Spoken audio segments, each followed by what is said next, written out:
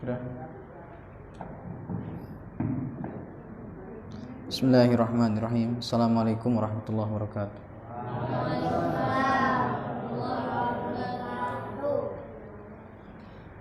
Innal hamdalillah nahmaduhu wa nasta'inuhu wa nastaghfiruh wa na'udzu billahi min syururi anfusina wa min sayyiati a'malina. May yahdihillahu fala mudhillalah wa may yudlil fala hadiyalah. Asyhadu an la ilaha illallah wahdahu la syarikalah wa asyhadu anna Muhammadan 'abduhu wa rasuluh. Qala Allah Ta'ala, ya ayyuhalladzina amanu taqullaha haqqa tuqatih wa la tamutunna illa wa antum muslimun. Amma ba'd, fa inna astaqal hadithi kitabullah wa khairal huda huda Muhammadin sallallahu alaihi wasallam wa syarral umuri muhdatsatuha fa inna kulla muhdatsatin bid'ah wa kulla bid'atin dhalalah wa kulla dhalalatin finnar. Alhamdulillah, segala puji bagi Allah Subhanahu wa taala yang telah memberikan nikmat yang melimpah kepada kita, yang mana kalau seandainya kita menghitung-hitung nikmat Allah, maka tidak ada seorang pun dari kita yang akan mampu untuk menghitungnya.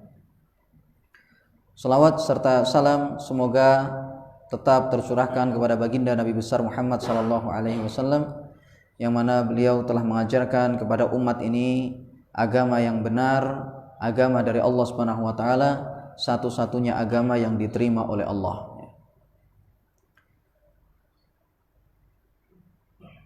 Jadi jamaah sekalian,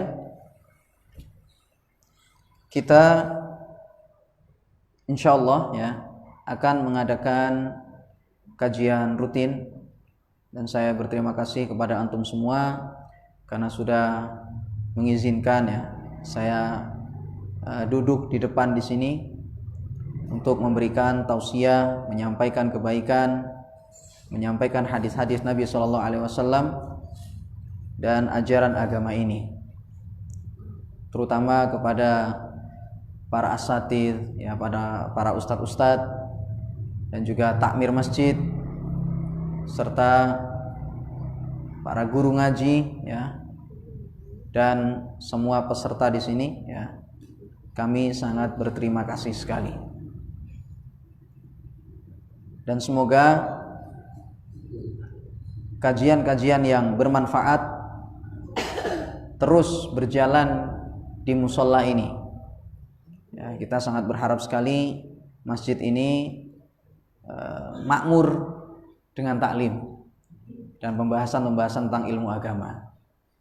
Semoga itu semua menjadi bekal bagi kita kelak pada hari kiamat. Insyaallah jemaah sekalian, kita akan membahas kitab Adabul Mufrad, kitab Al-Adabul Mufrad, karya Al-Imam Al-Bukhari rahimahullah. Dan kitab ini berisi tentang adab. Ya, kitab ini berisi tentang adab. Ditulis oleh Al-Imam Al-Bukhari rahimahullah, seorang ulama besar, seorang ulama hadis yang terkenal. Beliau adalah penulis kitab Sahih Bukhari. Penulis kitab Sahih Bukhari, dan insyaallah semua dari antum di sini ya kenal semuanya ya. Tahu semuanya dengan kitab itu. Penulisnya adalah Muhammad bin Ismail Al-Bukhari. Ya, singkatnya seperti itu. Insyaallah semua sudah tahu ya di sini ya siapa Imam Bukhari, dan kisah yang terkenal yaitu adalah Imam Bukhari. Beliau dahulu ketika di masa kecil sempat mengalami kebutaan. Ya, beliau ini sempat mengalami kebutaan. Jadi beliau ketika masih kecil sempat buta. Kemudian ibunya yang salihah terus berdoa kepada Allah Subhanahu wa taala agar Allah kembalikan penglihatan Imam Bukhari. Dan dengan izin Allah, ternyata doa sang ibu ini dikabulkan oleh Allah dan akhirnya dia kembali bisa melihat.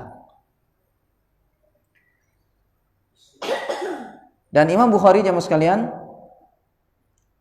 beliau dahulu ya belajar seperti antum di sini ya, mempelajari ilmu agama juga sama, di pendidikan anak-anak sama. Lalu kemudian beliau terus belajar dan akhirnya fokus untuk mencari ilmu hadis.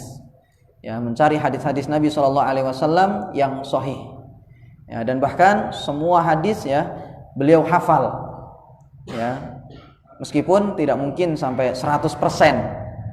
Ya, dan beliau menulis kitab khusus yang mana kitab itu ya, beliau tulis yang isinya hanyalah hadis-hadis yang sahih saja. Namanya kitab Sahih Bukhari yang antum kenal itu. Ya, dan kemudian beliau juga menulis kitab yang namanya Al-Adabul Mufrad ini. Ya, beliau juga menulis kitab Al-Adabul Mufrad ini.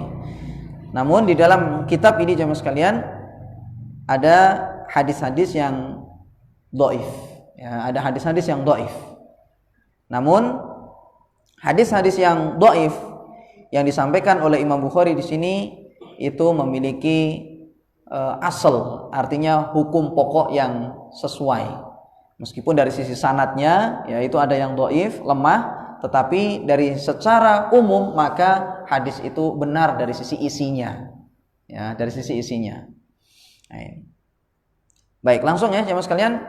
Isi kitab ini ya, isi kitab ini saya jelaskan secara umum saja adalah tentang adab, berkaitan dengan adab. Seperti misalnya di pembahasan awal di sini adalah berkaitan dengan berbakti dengan orang tua. Ya, jadi bagaimana sih kita ini kepada orang tua kita, ngomongnya bagaimana sih? Ya, kalau bersikap bagaimana? Kemudian juga kalau seandainya jalan bersama dengan orang tua kita, bagaimana caranya? Itu dijelaskan dalam kitab ini. Kemudian kitab ini juga nanti akan menjelaskan tentang bagaimana bertetangga. Ya, dengan otomatis semua yang ada di sini, insya Allah ya semuanya punya tetangga. Ya, jadi bagaimana sih jenengan bersikap dengan tetangga? Ya. Kemudian juga nanti dijelaskan tentang tamu, ya, tentang bertamu. Bagaimana sih di situ adabnya ketika seorang itu punya tamu, ya, dan seterusnya banyak sekali nanti dijelaskan tentang adab-adab di sini. Dan insya Allah juga berkaitan dengan keseharian ya, seperti makan, minum semuanya itu insya Allah akan disampaikan. Ya, insya Allah akan disampaikan. Wallahu ta'ala alam. Baik, langsung kita masuk jemaah sekalian pada pembahasan pertama, yaitu adalah berkata Imam Al-Bukhari rahimahullah di sini Bismillahirrahmanirrahim. Seperti pada umumnya, yakni para ulama memulai kitab-kitab mereka dengan lafaz Bismillahirrahmanirrahim, dengan menyebut nama Allah yang Maha Pengasih lagi Maha Penyayang. Ya, yang Maha Pengasih lagi Maha Penyayang. Baik. Babun qaulullahi ta'ala wa wassaynal insana biwalidayhi husna. Bab pembahasan tentang firman Allah Ta'ala, dan kami perintahkan kepada manusia agar mereka itu berbuat baik kepada kedua orang tuanya.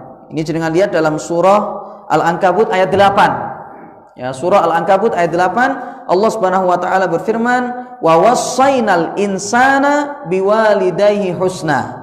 Dan kami wasiatkan, kata Allah, kami perintahkan agar manusia itu berbuat baik kepada kedua orang tuanya. Jelas di dalam ayat ini ya, wajib bagi semua manusia agar mereka itu menjaga sikap kepada orang tuanya, agar mereka itu berbuat baik dan berbakti kepada orang tuanya. Ya. Lalu kemudian Al-Imam Al-Bukhari rahimahullah mengatakan pada hadis yang pertama di sini jemaah sekalian, haddatsana Abdul Walid qala haddatsana Syu'bah qala Al-Walid ibnu Al-Aizar akhbarani qala sami'tu Aba Amr Asy-Syaibani yaqulu haddatsana sahibu hadhihi ad-dar wa awma biyadihi ila dari Abdillah qala sa'altu an-nabiy sallallahu alaihi wasallam ayyul amali ahabbu ila Allah azza wa jalla. Telah mengajarkan kepada kami Abul Walid, dia berkata telah mengajarkan kepada kami Syu'bah, dia berkata atau berkata Al-Walid ibnu Al-Aizar, dia telah mengabarkan kepadaku. Al-Walid ibnu Al-Aizar telah mengabarkan kepadaku. Qala, dia berkata saya mendengar Abu Amr Asy-Syaibani, dia berkata telah mengajarkan kepada kami pemilik rumah ini, dan dia berisyarat menunjuk kepada rumahnya Abdullah. Maksudnya di sini adalah rumahnya Abdullah bin Mas'ud. Ya, kalau disebut Abdullah di sini ya secara mutlak, maka maksudnya adalah Abdullah bin Mas'ud. Dia berkata, Sa'altun Nabiy sallallahu alaihi wasallam ayyul amali ahabbu ila Allah azza wajalla. Saya bertanya kepada Nabi sallallahu alaihi wasallam tentang amalan apa yang paling dicintai oleh Allah. Di sini jamaah sekalian, lihat Abdullah bin Mas'ud bertanya kepada Nabi sallallahu alaihi wasallam tentang amalan apa yang paling dicintai oleh Allah dibandingkan dengan amalan-amalan yang lain. Semua ibadah itu dicintai oleh Allah. Ya, dengan melakukan ibadah apa saja yang itu adalah bernilai ibadah dan itu adalah merupakan kebaikan, maka semuanya itu dicintai oleh Allah Subhanahu wa taala. Cuman Abdullah bin Mas'ud ini bertanya, dari sekian amalan yang paling dicintai oleh Allah, mana yang paling dicintai? Karena semua amalan ibadah itu dicintai oleh Allah, cuman mana yang paling dicintai? Maka qala Nabi sallallahu alaihi wasallam menjawab, as-salatu ala waqtiha. Yang pertama, yang paling dicintai oleh Allah Subhanahu wa taala adalah salat tepat pada waktunya. Ini yang pertama. Tingkatan yang paling pertama, yang paling dicintai oleh Allah, salat tepat pada waktunya. Qultu, kemudian aku bertanya, summa ayyun? Kemudian apa lagi ya Rasulullah setelah salat pada waktunya itu? Yang mana dia itu adalah amalan yang paling dicintai oleh Allah. Qala, kemudian Nabi sallallahu alaihi wasallam bersabda, birrul walidaini. Yang kedua adalah birrul walidain, yakni berbakti kepada kedua orang tua. Qultu summa ayyun? Kemudian kata Abdullah bin Mas'ud, kemudian apa lagi yang berikutnya ya Rasulullah?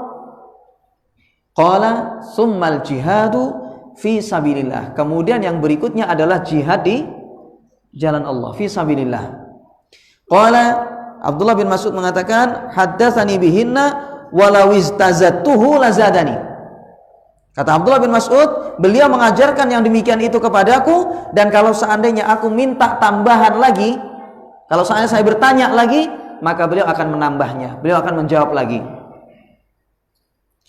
Nah, di dalam hadis ini jemaah sekalian, Nabi SAW menjelaskan tentang amalan yang paling dicintai oleh Allah.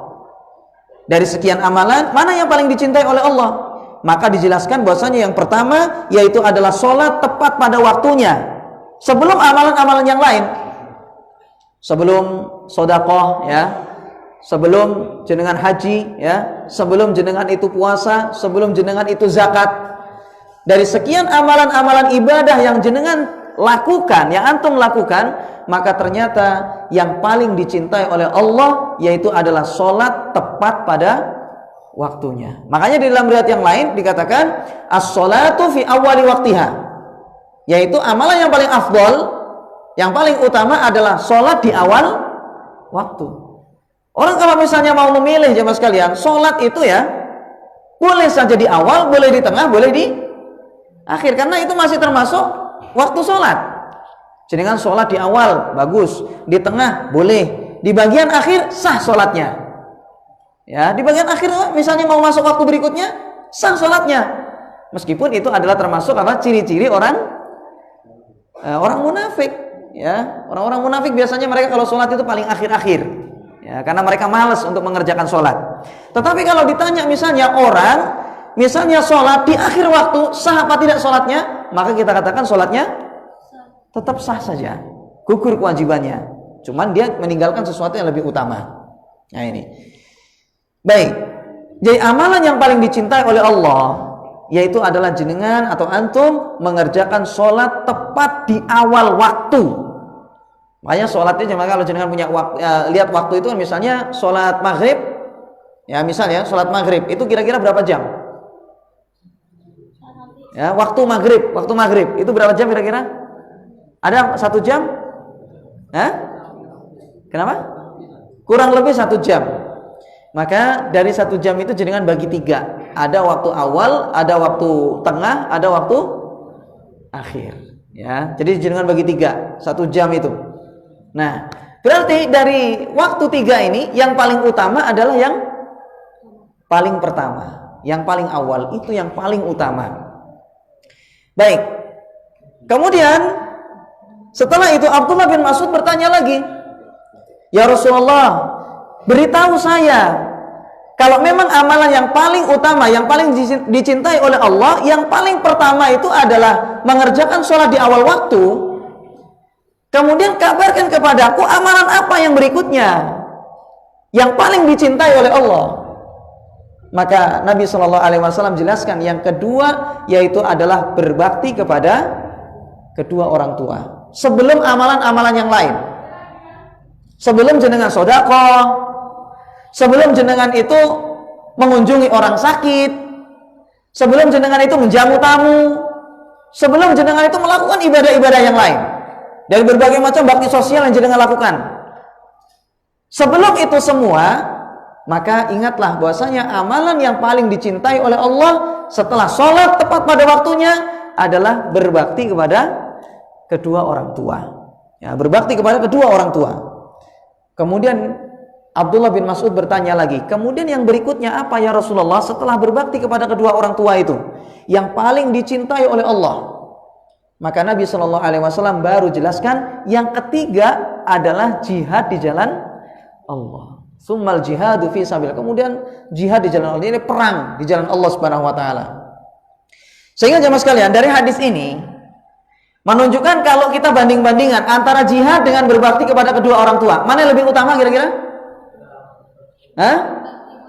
Berbakti kepada kedua orang tua. Padahal antum lihat ya, jihad itu dijelaskan sampai dalam hadis itu adalah wazir watusana mihil jihad. Agama atau ajaran agama ini, ibadah yang paling puncak di dalam agama kita ini adalah apa? Jihad sebenarnya. Ya, puncaknya ibadah wazir watusana mihil jihad. Puncaknya ibadah itu adalah jihad fisabilillah itu, yang paling keren, yang paling hebat, yang paling puncak. Tapi ternyata ibadah yang paling puncak seperti itu, ya, yakni jihad fisabilillah, ternyata dia kalah keutamaannya dibandingkan dengan berbakti kepada kedua orang tua. Sampai-sampai jemaah sekalian, nanti insya Allah dijelaskan di belakang di sini tentang masalah ini. Ada seseorang dia ingin berjihad di jalan Allah. Ada orang ya, anak pemuda gitu, anak muda, dia itu sangat semangat sekali. Dia ingin berjihad, berperang di jalan Allah Subhanahu wa taala. Kemudian habis itu orang ini izin kepada Nabi SAW, ingin ikut perang, ingin ikut jihad. Kemudian habis itu Nabi SAW bertanya, "Ahayyun walida?" Hei anak muda, kamu minta izin sama saya ingin berperang, ingin berjihad. Saya tanya sama kamu, apakah kedua orang tuamu itu masih hidup? Di rumah kamu masih ada nggak kedua orang tua kamu? Orang itu mengatakan, "Iya ya Rasulullah, orang tua saya keduanya masih hidup." Maka Nabi SAW kemudian mengatakan, "Fafihima fajahid." Kalau gitu kamu jihad kepada kedua orang tuamu. Rasulullah nggak mengatakan, "Dah biarin aja orang tuamu itu, biarin saja sana, kamu jihad saja sama saya di sini, perang di jalan Allah. Kalau mati syahid, jaminannya adalah surga." Nabi SAW tidak mengatakan seperti itu. Tapi Rasulullah mengatakan, kalau gitu kamu berjihad kepada kedua orang tuamu. Kamu rawat orang tuamu itu. Kamu berbakti kepada kedua orang tuamu. Gak usah jihad sama saya.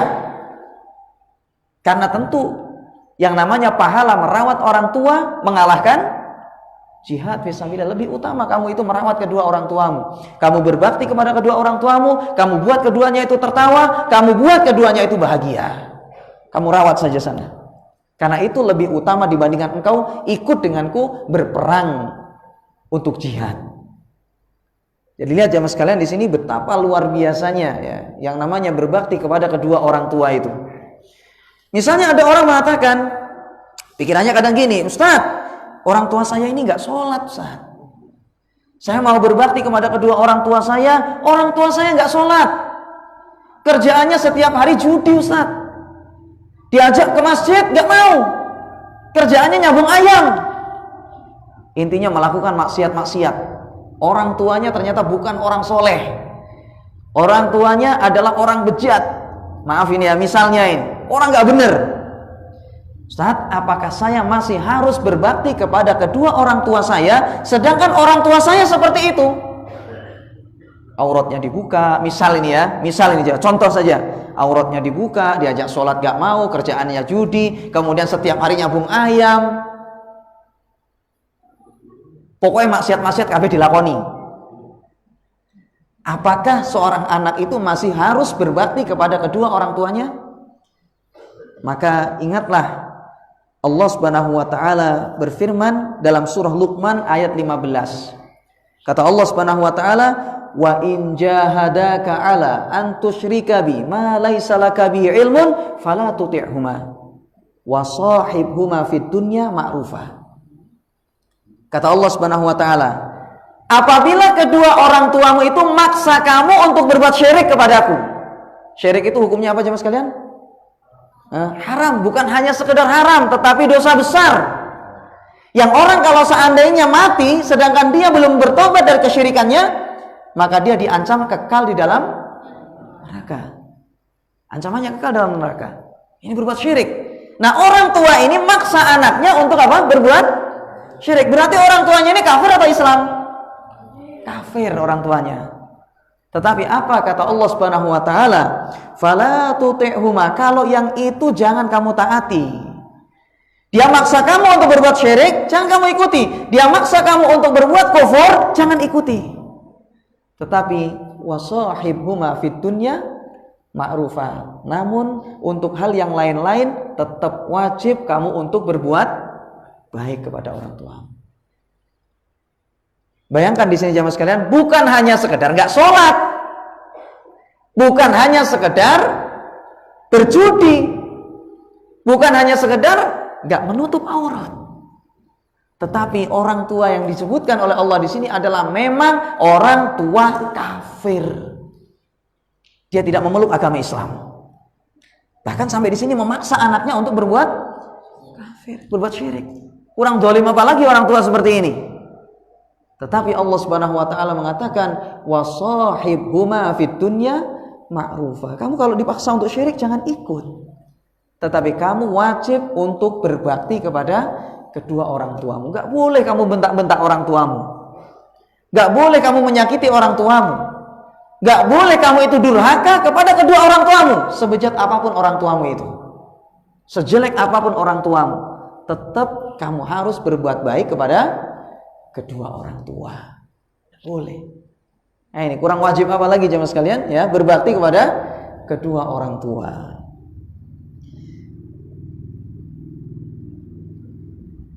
Dalam surah Al-Isra ayat 23 Allah Subhanahu wa taala berfirman, "Wa qadha rabbuka alla ta'budu illa iyyah wa bil walidaini ihsana."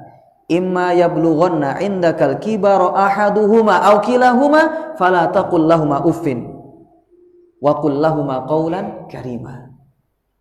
Kata Allah Subhanahu wa taala, dan Tuhanmu, Rabbmu telah memerintahkan jangan sampai kamu beribadah kecuali kepada Dia, yakni kepada Allah.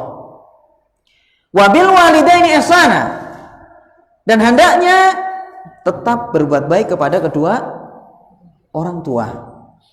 Dan ada kalanya orang tuamu itu salah satunya atau dua-duanya itu sudah tua renta, sudah mulai pikun ya, sudah mulai tua renta. Fala taqul lahumā uffin, jangan kamu ngomong sama orang tuamu uff.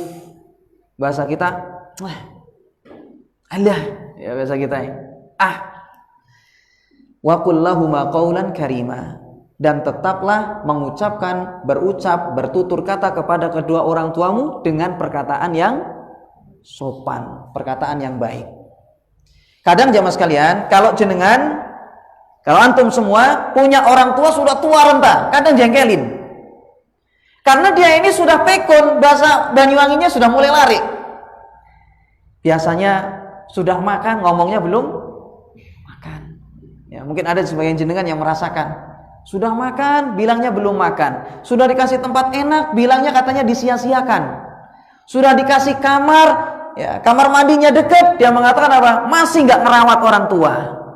Semuanya disalahkan. Naruh tempat sini salah, taruh sana salah.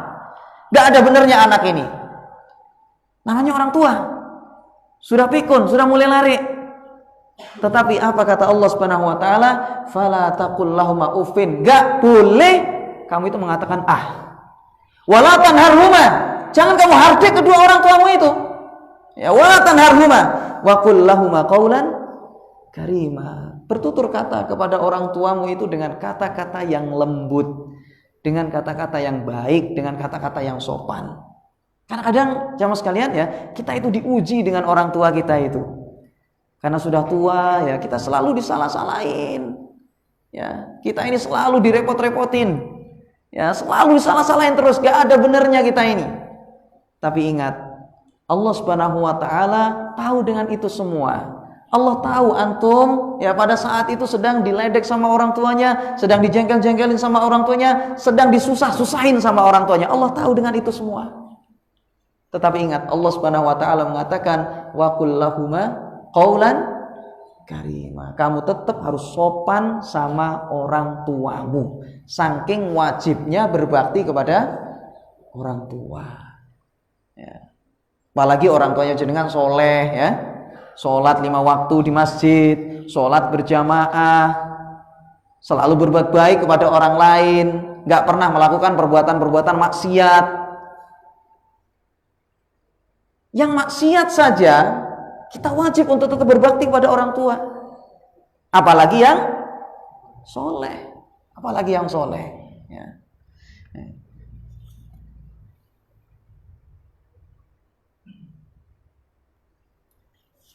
Makanya jemaah sekalian, jenengan belajar di sini. Ya, jenengan belajar di sini, menghadiri majelis ilmu. Pada saat jenengan mendengarkan taklim, tiba-tiba ibu jenengan datang. Nak, pulang. Misalnya ini, pas jenengan, misalnya antum semua di sini ya, khusyuk dengarkan pengajian, lagi ibadah yang mulia, melakukan ibadah yang sangat utama. Tapi tiba-tiba ayah jenengan, ibu jenengan datang di pintu sana. Nak, pulang. Apa yang dilakukan? Pulang atau tetap di sini? Hah? Pulang. Ya, jenengan harus pulang. Meskipun apa?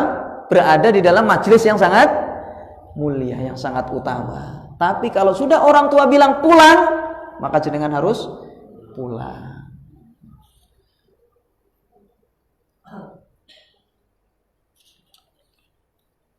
Ada suatu hadis berikutnya, hadis kedua ya. Hadis kedua, kata Imam Al-Bukhari rahimahullah telah mengajarkan kepada kami Adam. Dia berkata telah mengajarkan kepada kami Syu'bah. Dia berkata telah mengajarkan kepada kami Ya'la bin Atha dari ayahnya dari Abdullah bin Umar. Dia berkata ridho Rabbi fi ridhol walidi wa sakhatur Rabbi fi sakhatil walidi. Kata Abdullah bin Umar, keridhaan Allah bergantung pada keridhaan orang tua, dan murkanya Allah bergantung dengan kemurkaan orang tua. Dalam riwayat yang lain jemaah sekalian, hadis ini disampaikan oleh Nabi SAW langsung. Jadi bahasa hadisnya itu adalah namanya marfu. Artinya memang kalau dalam hadis tadi ini kan yang menyebutkan siapa? Abdullah bin Umar. Ya, Abdullah bin Umar. Tetapi dalam riwayat yang lain memang hadis ini yang menyebutkan adalah Nabi SAW. Rasulullah yang mengatakan bahwasanya keridhaan Allah bergantung dengan keridhaan orang tua. Sebagaimana kemurkaan Allah juga bergantung dengan kemurkaan orang tua. Makanya kalau seandainya orang tua tidak ridho dengan apa yang kita lakukan, maka pada saat itu berarti Allah juga gak ridho.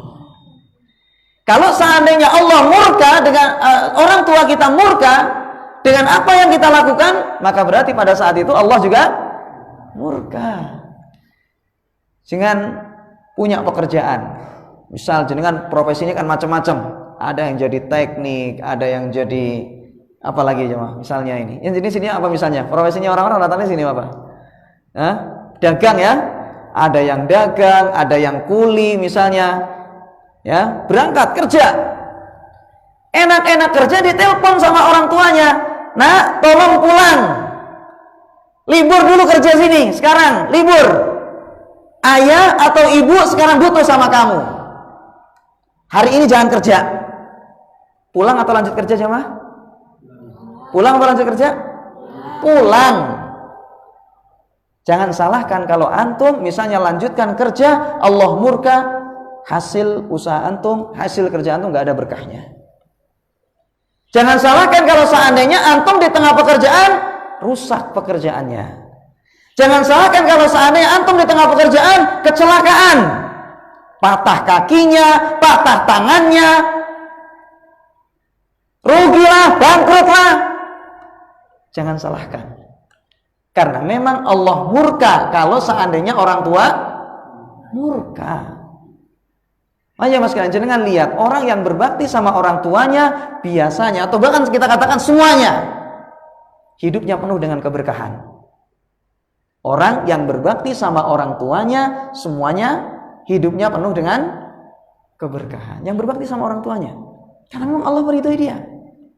Entah dari sisi pekerjaannya sedikit tapi menguntungkan, ya, sedikit tapi puas, sedikit tapi cukup, karena memang diridhai oleh Allah Subhanahu wa taala.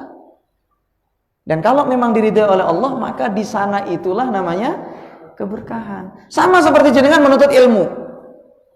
Belajar, mau menghafal Al-Qur'an, ya, mau membaca kitab, mau menghafal hadis, izin sama orang tua dulu mau berangkat. Ya, minta ridho orang tua. Minta ridhonya orang tua, yang dengan itulah Allah Subhanahu wa taala akan ridho, dan nanti ilmunya pun akan penuh dengan keberkahan. Makanya kenapa ada orang kadang ya, misalnya belajar bertahun-tahun tapi ternyata apa? Gak ada hasilnya. Pulang gak sholat. Belajar bertahun-tahun di luar sana, di luar negeri, pulang di negerinya ternyata merusak agama, ternyata akhlaknya gak benar. Kita lihat dulu apa yang terjadi dengan orang tuanya, ridho atau tidak dia berangkat. Makanya kita jamaah sekalian ya, dulu ketika saya masih di STDI, ya, antum tahu Ustaz Syafiq, ya, Ustaz Syafiq Reza Salama ya, itu jamaah sekalian, beliau kasih nasihat, antum di sini belajar gak wajib, belajar di sini antum gak wajib, karena sudah punya ilmu-ilmu dasar kan. Kata beliau, kalau memang orang tua antum nyuruh antum pulang, maka berarti antum harus berhenti. Orang tua antum nyuruh agar antum berhenti dari sekolah di sini, berarti apa? Harus berhenti, jangan lanjutkan, selesai. Karena memang apa gunanya kalau seandainya belajar di sana, orang tuanya nggak ridho, pulang bukan memberikan maslahat, bukan bermanfaat kepada umat, tetapi jadi sampah. Apa gunanya? Belajar lama, tapi ternyata pulang-pulang di masyarakat jadi sampah. Karena tidak mendapatkan keridhaan orang tua. Yang mana Allah murka dengan perbuatan kita. Adzan kurang berapa menit lagi? Lama masih? Lama ya? Baik. Jamaah sekalian, kalau kita lihat yang orang-orang soleh dulu, bagaimana berbaktinya mereka itu kepada orang tuanya. Orang-orang soleh dulu, saya sampaikan di sini ya, misalnya dalam kitab Minhajul Qasidin itu disebutkan karyanya Imam Ibnul Jauzi, yang mana kitab ini adalah ringkasan dari kitab Ihya Ulumuddin. Ya, namanya kitab Minhajul Qasidin. Karya Imam Ibnul Jauzi. Beliau meringkas kitab Ihya Ulumuddin karya Imam Al-Ghazali. Diringkas, dipele-pele nanti sama beliau. Beliau ceritakan ada seorang namanya Muhammad bin Munkadir. Ini saya ceritakan sama antum, ini cerita kisah. Ada seorang namanya Muhammad bin Munkadir, yang mana dia ini jamaah sekalian, bagaimana berbaktinya kepada kedua orang tua. Semalaman mijitin ibunya. Jadi ibunya itu ya, mungkin karena lelah ya, karena sudah tua misalnya, itu beliau pijitin ibunya ini. Semalam suntuk dipijitin. Beliau punya saudara, yang mana saudaranya ini mengerjakan sholat malam. Ya, saudaranya itu namanya Umar. Saudaranya siapa tadi? Muhammad bin Bukan, Muhammad bin Munkadir. Ya, Muhammad bin Munkadir punya saudara namanya siapa? Umar. Muhammad bin Munkadir ini semalaman mijitin ibunya. Dipijitin ya, ibunya tertidur lelap sampai nyaman, terus dipijitin. Kemudian saudaranya yang namanya Umar mengerjakan sholat semalam suntuk. Jadi ya, saudaranya namanya Umar itu sholat terus. Ya Allah Ta'ala mungkin menjaga ibunya. Dua-duanya menjaga ibunya. Tapi yang satunya sambil mijitin ibunya, yang satunya sambil mengerjakan sholat. Yang namanya Muhammad bin Munkadir yang mijitin ibunya tadi itu mengatakan apa? Saya sama sekali tidak iri dengan kawanku atau saudaraku yang bernama Umar yang mengerjakan sholat selama semalam suntuk. Saya tanya sama antum jamaah sekalian, mana yang lebih utama, mijitin ibu semalam suntuk dengan sholat malam semalam suntuk? Mana yang lebih utama?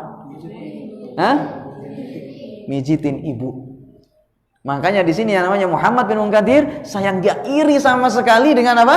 Umar yang mengerjakan sholat malam selama semalam suntuk, karena saya tahu bahasanya yang namanya mijitin ibu, berbakti sama orang tua lebih utama daripada sholat malam. Ada yang seperti itu jemaah di sini? Ibunya dijaga sampai semalam suntuk gak tidur, atau jangan-jangan antum tidur tapi ibunya melekan ya. Jadi lihat ini jemaah sekalian ya, luar biasa sekali orang-orang soleh dahulu. Bagaimana mereka di dalam berbakti kepada kedua orang tuanya. Dikatakan di sini wa kana Dhibyan ibn Ali min abarrin nasi bi ummihi. Ada seorang dahulu namanya Dhibyan bin Ali. Ya, Dhibyan bin Ali. Dhibyan bin Ali ini adalah termasuk orang yang sangat terkenal dengan orang yang berbakti kepada orang tuanya. Dikatakan di sini fabatat ummuhu lailatan wa fi sadriha alaihi syai'un. Ibunya tidur sedangkan di dada ibunya itu ada sesuatu. Ya mungkin wallahu ta'ala alam ada hewan begitu ya. Dia disebutkan di situ apa. Intinya di dada ibunya itu ada sesuatu. Yang dia berpikir kalau seandainya dia gerak maka ibunya bisa bangun. Ya, bayangkan di sini jamaah sekalian. Jadi di dada ibunya itu mungkin ada burung lah, mungkin ada hewan lah gitu ya. Sehingga kalau seandainya dia gerak, maka dikhawatirkan burungnya itu berangkat, pergi, terbang, kemudian ibunya bangun. Apa yang dia lakukan? Ketika masuk rumah, oh ternyata kok ada sesuatu di ibu. Akhirnya dia apa? Langsung diam. Dan dia berhenti, nggak bergerak sampai semalam suntuk. Khawatir apa? Ibunya bangun. Khawatir ibunya bangun sampai dia berdiri selama semalam suntuk, gak gerak sama sekali. Akhirnya apa jemaah sekalian? Ketika dia sudah mulai capek, hampir pingsan, karena dia akan berdiri terus, diem. Akhirnya apa? Kelihatanlah sama pembantu-pembantunya. Langsung pembantunya masuk dan membopong ini disandarin gitu ya. Jadi dia dua-duanya ini ya, dua pelayannya itu berdiri untuk apa? Membantu seorang ini namanya Dhibyan bin Ali supaya dia tidak jatuh. Dan dia pada saat itu berdiri selama semalam suntuk gak gerak. Bayangkan ini, antum kalau misalnya lagi lapar apa yang dilakukan? Langsung bu. Bayangkan nih jamaah sekalian, gak mau ibunya bangun semalaman, gak mau ibunya bangun semalaman, dia itu berdiri sama sekali gak ingin ibunya itu sakit hati sedikit pun gak mau. Ya apalagi kalau kita misalnya ibunya lagi santai-santai ya pengen dicuciin baju, ibunya lagi santai-santai macam-macam, anaknya pengen digendongin, macam-macam aneh-aneh. Ini lihat jemaah sekalian ya, bagaimana berbaktinya orang-orang soleh dahulu ya, sampai berdiri semalam suntuk gak mau ibunya bangun ya, sangat menjaga sekali.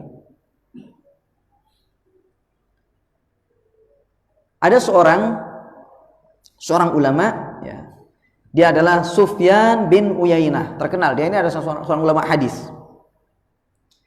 Tiba-tiba dia ini pernah pulang dari safar.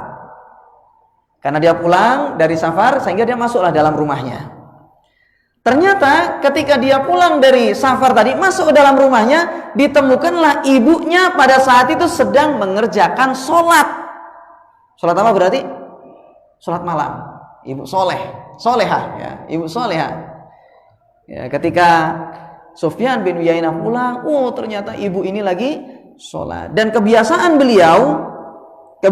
beliau tidaklah dia itu duduk sebelum ibunya duduk.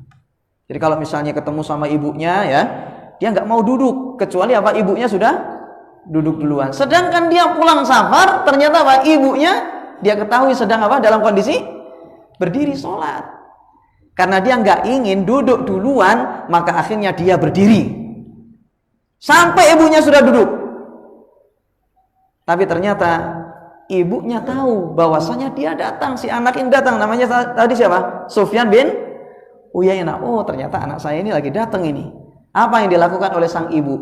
Dia tambahin bacaan dia. Artinya apa? Dia nggak duduk-duduk. Ibunya sengaja berdiri terus. Sholatnya dipanjangin sama ibunya. Apa tujuannya? Tujuan ibu ini adalah agar supaya sang anak ini mendapatkan pahala tambahan. Jadi pahalanya supaya terus bertambah. Karena apa? Dia tidak mau duduk kecuali apa? Ibunya duduk duluan. Dan ibunya tahu, ini anak ini pulang ini, nanti kalau saya duduk, dia nanti duduk.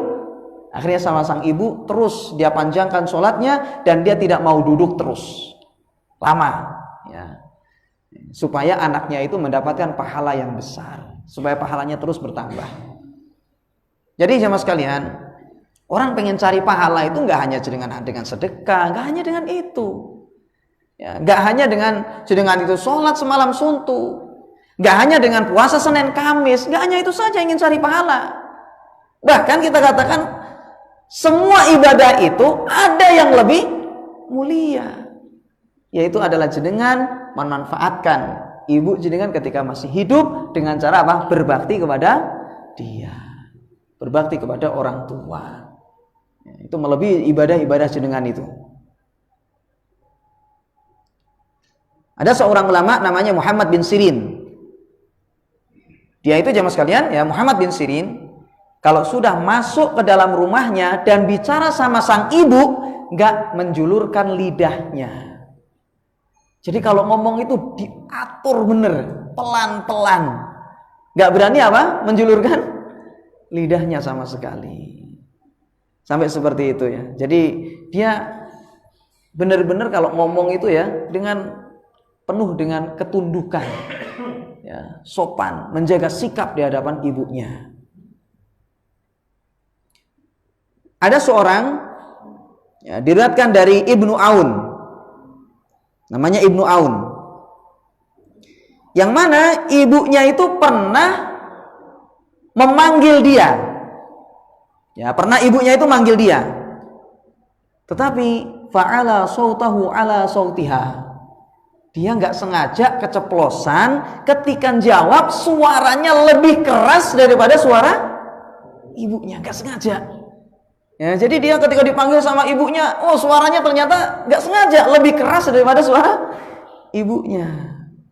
Maka apa yang dia lakukan jemaah sekalian? Dia merasa pada saat itu sudah sangat berdosa di hadapan Allah Subhanahu wa taala, maka dia menebus apa yang dia lakukan itu dengan cara a'taqa raqabata ini. Dia memerdekakan 2 budak. Ini jemaah sekalian, memerdekakan budak itu, ya, itu enggak murah jemaah. Memerdekakan budak itu bisa saja sampai 100 juta. Kalau diuangkan rupiah, bisa sampai 100 juta. Berarti kalau 2 budak berapa? 200 juta. Jadi gara-gara dia itu sudah merasa berdosa karena tadi suaranya lebih tinggi daripada ibunya ketika menjawab, maka dia langsung keluarkan uangnya untuk memerdekakan 2 budak sekaligus. Jadi bayar jemaah, ya. Jadi ada budak dimerdekakan, dibebaskan, dan itu biayanya, ya, diperkirakan sekitar kalau 2 budak berarti 200 juta langsung, supaya dia itu menebus dosa yang dia lakukan. Lalu gimana dengan kita yang setiap hari membentak-bentak sang ibu? Ini harus mengeluarkan berapa uang jemaah untuk menebus dosanya kira-kira? Sudah adzan, ya? Ya. Tidak usah soal jawab. Baik, jadi terakhir di sini ada kisah jemaah sekalian atau perkataan terakhir ini ada seorang Bishr Al-Hafi. Cuman dia ini terkenal sebagai seorang tasawuf ini, seorang sufi ya, tetapi dia banyak sekali diambil hikmah dari dia ini ya. Dia mengatakan al-waladu biqurbi ummihi bihaitsu tasma'u nafsahu afdalu minalladzi yadribu bisayfihi fi sabilillahi azza wa jalla. Kata beliau, seorang anak yang selalu dekat dengan orang tuanya, yang mana bihaitsu tasma'u nafasahu, yang mana dia mendengar suara nafas sang ibu. Ya, seorang anak yang dekat dengan ibunya dan dia mendengarkan apa? Suara nafas sang ibunya. Maka itu lebih utama dibandingkan dengan dia berjihad, berperang melawan musuh, yakni orang-orang kafir, lalu dia memenggal lehernya. Jadi dia dekat sama ibunya, dengerin nafasnya. Kalau seandainya dia itu butuh bantuan, ibunya langsung dia datang, itu lebih utama daripada jihad kemudian apa? Menebas leher musuh. Ya. Wan nadharu ilaiha afdalu min kulli syai'in. Dan melihat sang ibu itu lebih baik daripada apa? Ibadah semuanya. Ngeliatin ibu ya, dekat dengan sang ibu, selalu bantu ibu, itu lebih utama daripada semua ibadah. Ini kata beliau ini. Wallahu taala alam. Demikian jemaah sekalian ya, di pembahasan kita ini tentang berbakti kepada orang tua, dan insyaallah masih ada pembahasan-pembahasan berikutnya tentang berbakti kepada orang tua. Karena Imam Bukhari di sini membuat beberapa bab tentang masalah ini. Wallahu taala alam. Demikian, semoga bermanfaat. Wassallallahu ala nabiyina Muhammad wa ala alihi wasallam. Assalamualaikum warahmatullahi wabarakatuh.